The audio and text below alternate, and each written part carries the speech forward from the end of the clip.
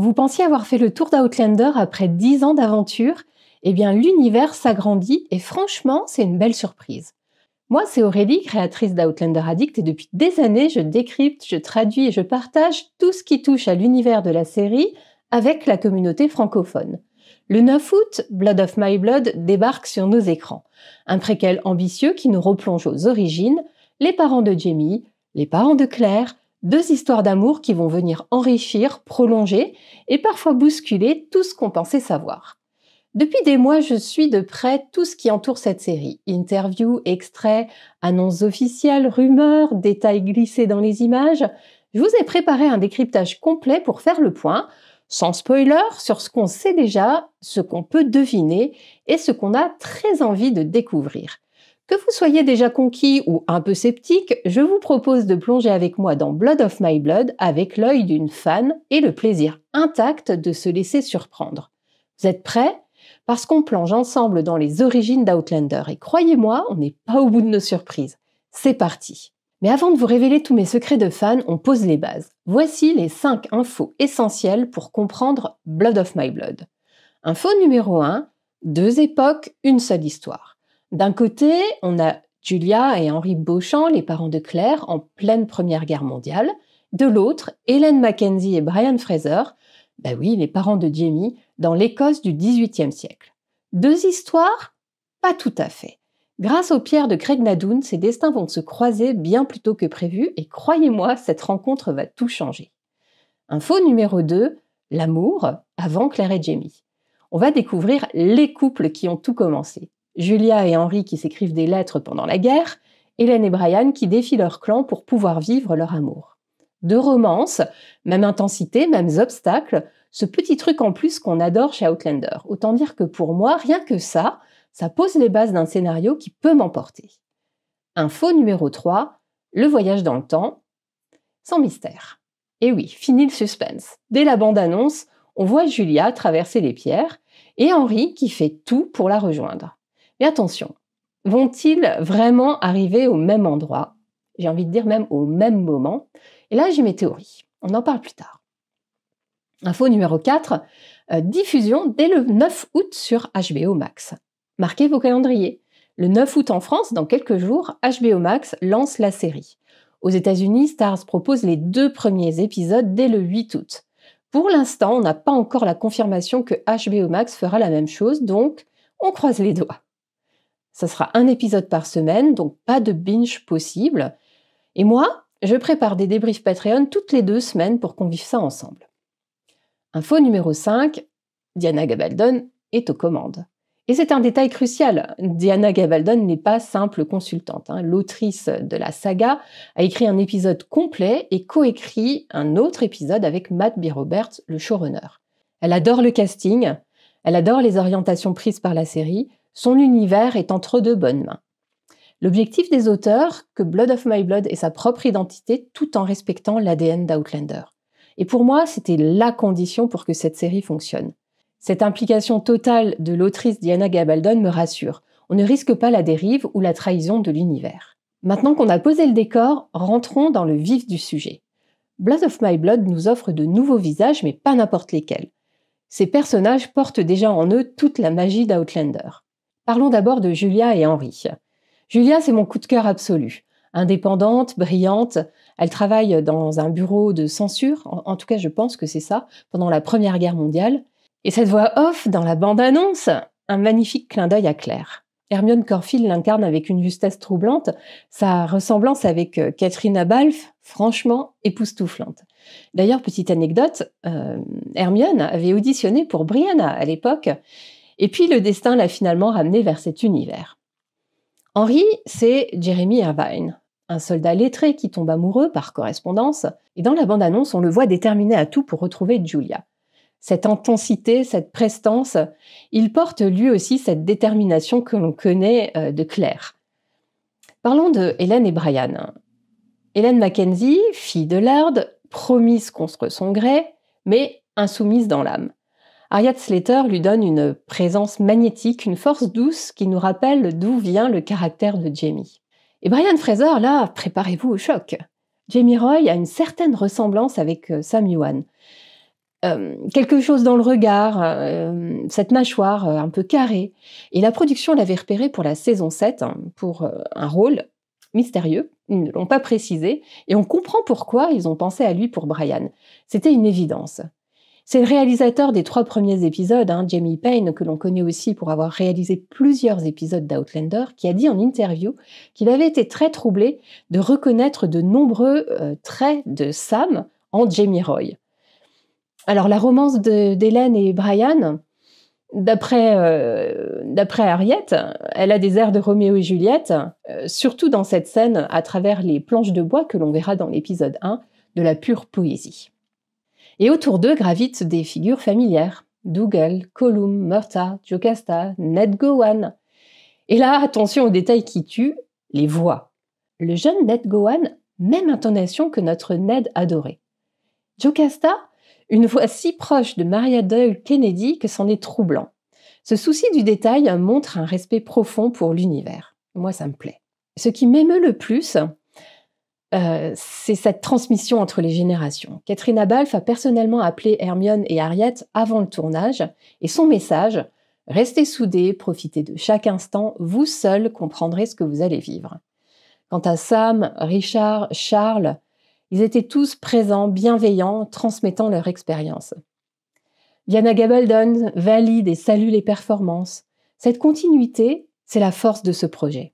Alors, il y a quelques mystères. On voit bébé Claire au moment de sa naissance, hein, dans cette bande-annonce, dans les bras de Julia et Henry. Puis on apprend qu'elle est gardée par l'oncle Lumb pendant le voyage en Écosse de ses parents. Mais pourquoi a-t-elle grandi dans l'ignorance totale de son héritage? Pourquoi ces secrets? Ce fil rouge des héritages silencieux, des vérités enfouies, il traverse déjà toute la série et il nous promet des révélations bouleversantes. Ces nouveaux personnages, je ne les connaissais pas il y a quelques mois et aujourd'hui, j'ai déjà hâte de les suivre, de les comprendre, de les aimer. Blood of My Blood ne copie pas Outlander, il en révèle les racines et cette approche, elle me séduit profondément. Cette bande-annonce, je l'ai regardée en boucle, image par image.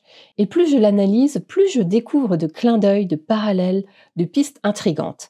C'est un vrai terrain de jeu pour les fans et je vous propose qu'on s'y aventure ensemble.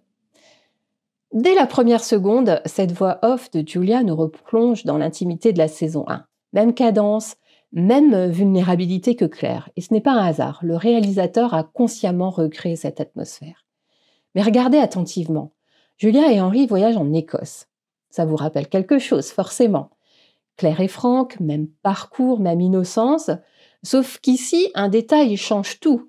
Julia et Henry sont déjà parents, et c'est d'ailleurs l'oncle Lamb, comme je viens de dire, qui garde Claire pendant ce voyage. Cette révélation glissée dans un extrait de Stars bouleverse notre compréhension. Lambert, était-il déjà dans le secret? Savait-il que son frère était un voyageur? Pourquoi Claire ne se souvenait-elle de rien? Et voici ce que personne n'a relevé et que je n'ai pas trouvé sur les réseaux sociaux. Julia et Henry ne traversent pas du tout au même moment. Dans la bande-annonce, on voit Julia arriver chez Davina Porter, la mère de Brian Fraser, et elle découvre l'année à cette occasion, 1714.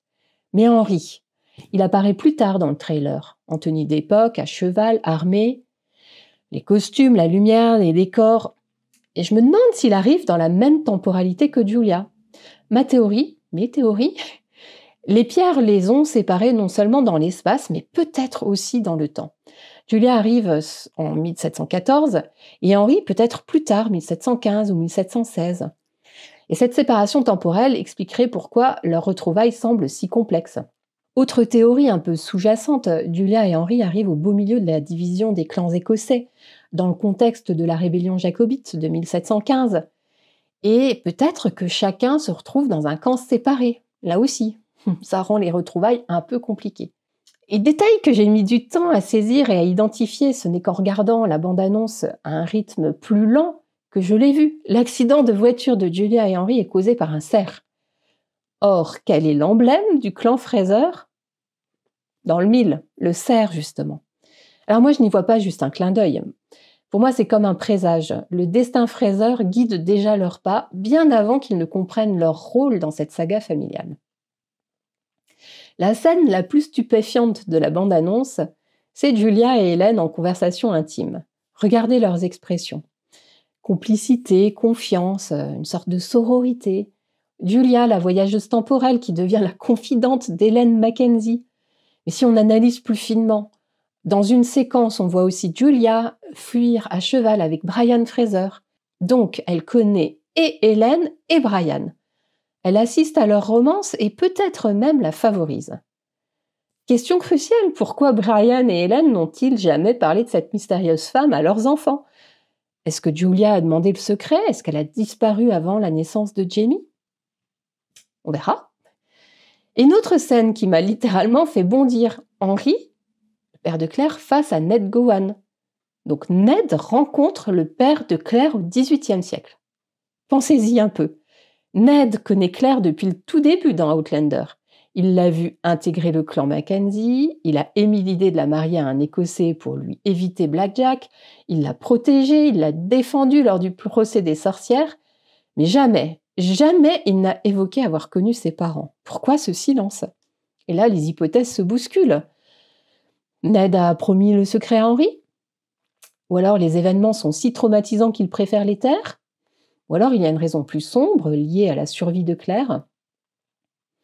Ou alors il n'a jamais fait le lien entre Henry et Claire? Peut-être.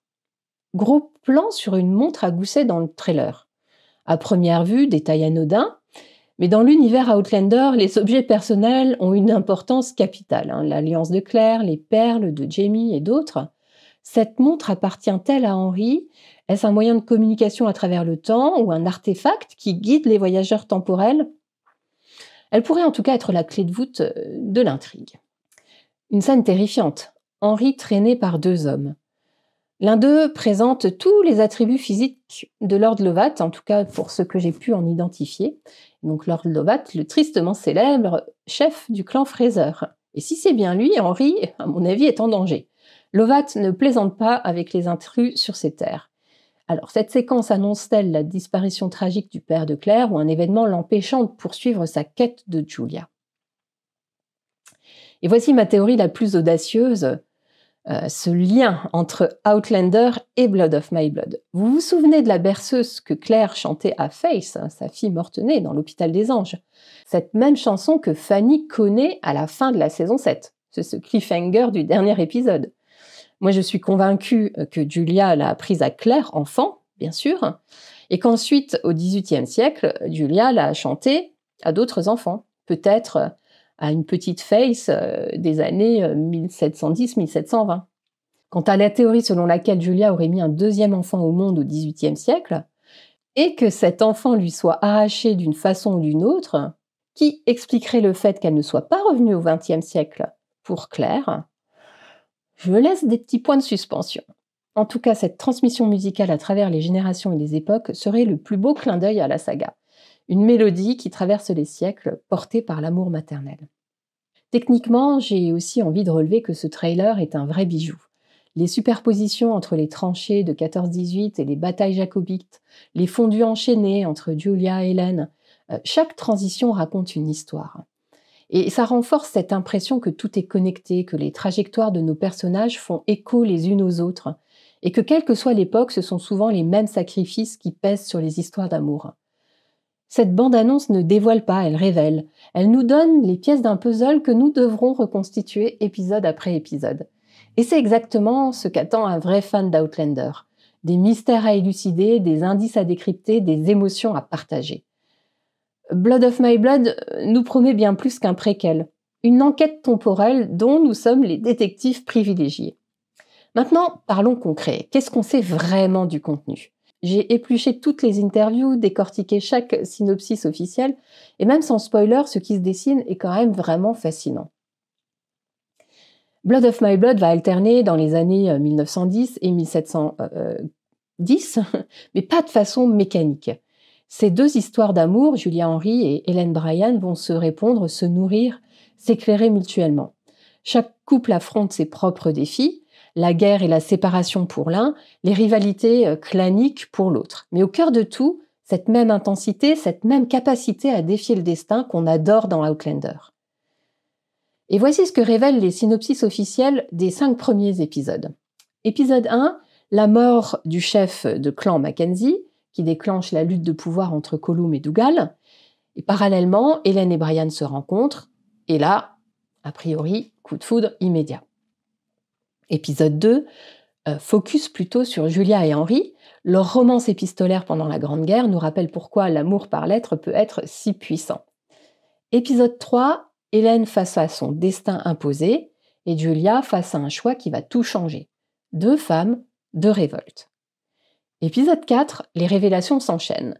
Hélène découvre des vérités sur sa famille, Henry reçoit une mission qui pourrait tout compromettre. Épisode 5, Beltane arrive. Et comme toujours dans Outlander, les feux rituels annoncent les grands bouleversements. Cette progression promet une montée en intensité parfaitement calibrée. Alors j'aimerais encore vous parler d'un détail qui m'intrigue beaucoup. L'écart temporel qui semble ne pas respecter la règle habituelle d'Outlander. Claire, on le sait, voyage sur 202 ans en 1945-1743. Mais Julia. On sait que Claire avait 5 ans lors de l'accident de voiture de ses parents. Claire est née en 1918. Donc, Julia part vers 1923. Et on apprend qu'elle arrive en 1714, ce qui fait un écart, si je ne me trompe pas dans mes calculs, de 209 ans. Alors, 202 ans, 209 ans, cette différence n'est pas anodine. Mes hypothèses.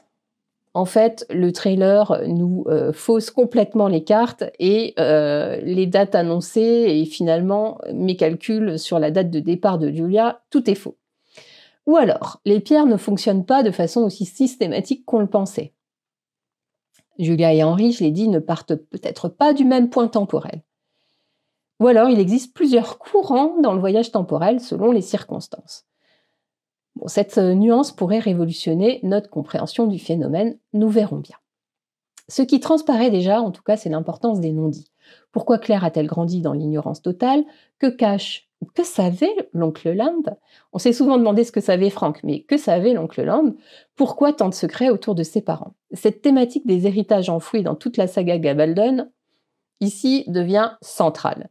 Et cette théorie qui m'obsède, j'en ai parlé, la berceuse de Julia, transmise à Claire, puis sans doute chantée au XVIIIe siècle aux ancêtres de Fanny et Jane. Une mélodie qui traverse 2 siècles portée par l'amour maternel. Alors pourtant, les mystères restent nombreux. Ah oui, le destin final de Julia et Henry, j'en ai parlé, l'implication réelle de l'oncle Lamb dans cette histoire. Je vous rappelle quand même qu'il a emmené Claire dans tous ses voyages archéologiques et que Claire, du coup, était très débrouillarde avec les moyens du bord. Autre mystère, les liens entre cette époque et les autres voyageurs temporels. Et puis, pourquoi pas d'éventuelles apparitions d'autres personnages de la saga, Gaylis, je sais pas, Maître Raymond, ou d'autres figures mythiques. Cette part d'inconnu, pour moi, est précieuse. Je n'ai pas envie de tout savoir dès la visualisation de la bande-annonce, et elle garantit que Blood of My Blood nous réservera de vraies surprises et pas seulement de la nostalgie. Blood of My Blood pose des fondations solides, respect de l'univers Outlander, casting inspiré et Diana impliquée. Mais surtout, cette série conserve cette magie d'Outlander, l'art de nous embarquer dans l'inconnu tout en nous ramenant aux sources de ce qu'on aime. Et franchement, cette promesse de mystère non résolu me donne encore plus envie de monter dans cette carriole temporelle. La vraie question pour moi n'est pas « avait-on besoin d'un préquel ?» mais plutôt « comment honorer un univers qu'on adore sans le trahir ?» Et après des mois de recherche, d'analyse, de décryptage, je pense qu'ils ont évité l'écueil principal, vouloir refaire Outlander. Ça aurait été une erreur. À la place, ils semblent avoir trouvé une autre voie, une façon d'explorer ce qui rend l'univers si fort, mais autrement, sans copier, sans trahir. Ce qui me séduit, cette transmission invisible entre les générations, ce fil ténu qui relie Claire à Julia, Jamie à ses parents, et cette amitié inattendue entre Hélène et Julia qui pourrait devenir l'âme de la série. Ce que j'attends de Blood of My Blood, d'être surprise, bousculée, de découvrir autre chose qu'une simple nostalgie, une résonance nouvelle, une respiration inédite dans cet univers qu'on croit connaître. La fraîcheur de ces jeunes acteurs me rappelle les débuts de Katrina et Sam, cette même innocence, cette même envie de bien faire. On repart à zéro, mais avec l'expérience du voyage et la transmission des anciens. Alors, est-ce qu'on embarque ensemble? Voici ce que je vous propose pour vivre cette aventure. Sur Patreon, Des débriefs exclusifs toutes les 2 semaines, notre moment privilégié pour décortiquer, théoriser, s'émouvoir ensemble après chaque duo d'épisodes. Du contenu bien sûr VOSTFR, des interviews, des extraits inédits, des contenus bonus traduits pour que personne ne soit laissé de côté dans la communauté francophone. Et si vous en redemandez, je ne suis pas contre l'idée de décryptage épisode par épisode, mais je préfère laisser les choses venir et vous suivre au rythme de vos envies. Pour ceux qui veulent aller plus loin, rejoindre cet espace bienveillant où l'on parle d'Outlander comme au coin du feu, mon Patreon vous attend, différents niveaux, même démarche. Partagez cette passion qui nous unit. Moi, je suis prête. Je dirais même, je suis prêt. Cette nouvelle série nous attend avec ses mystères, ses révélations, ses émotions inédites, et j'ai hâte de la découvrir avec vous. Merci d'avoir regardé ces vidéos, merci de me faire confiance pour ce nouveau voyage. Rendez-vous très bientôt sur la route de Blood of My Blood. Prenez soin de vous.